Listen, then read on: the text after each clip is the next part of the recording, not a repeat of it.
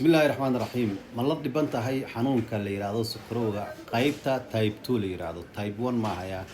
تايب 2 ما قبتا ملد دبنت هي حنون كاسي مدن كسو هيي halka boga ama ku xanuunta bankirigta xanuun ka diranta gaas fara badan oo ka bixi waayay xanuunadaasi ku daashadeen insha Allah ta'ala daawadan ayaa lagu hayaa oo harbal ka samaysan waa safety weeyaan waxay u samaysan tahay tea bag ama u samaysan tahay biyo kulul baad dhex gelinaysaa waad cabaysaa maalinkii hal mar ayaad cabaysaa adigoo sokorta iska cabiray ayaad isticmaalaysaa kaniinka aad isticmaalaysid ma joojinaysid ilaa hasalti fiican aad ka heshid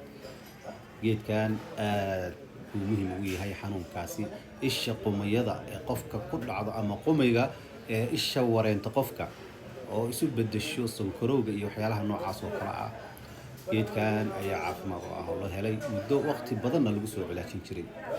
geedkan insha Allah ta'ala waxaad ka helaysaa xarunta al-hilaal baad ka helaysaa haddii aad qabto bog xanuunkan sonkorowga la yiraahdo stress fara badan isha qumayada ay ku asiibtay geedkan insha Allah ta'ala faahfaahintiisu buuxdana waxaad ka helaysaan lambarka meesha ku qoran dhanka WhatsApp-ka nagala soo xiriir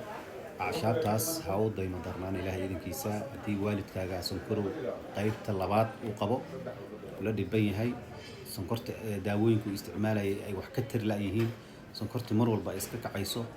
acashaabtan ha kaalmaysto insha Allah ta'ala waa wax faa'iido ah qof kasto xanuunkaas qabo waana wax la soo ogaaday dadkii isticmaalayna ay faa'iido badan ay ka heleen sonkorta kacda ee type 2 loo yaqaano weysnidaysa hospital level fiican bay keenaysaa adiga oo mar walba baarayo isticmaalayo daawooyinkii dhakhtarka uu ku qorayna isticmaalayo aad bay ku caawinaysaa xagga murqaha jirka macnaha firfircoonida